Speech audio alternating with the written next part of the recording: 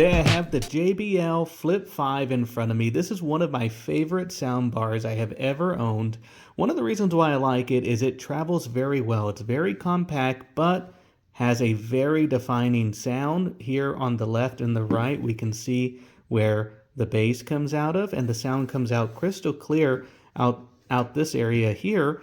The other thing I want to point out is that it is waterproof, so if you have it poolside, it will not get damaged if it's splashed by water.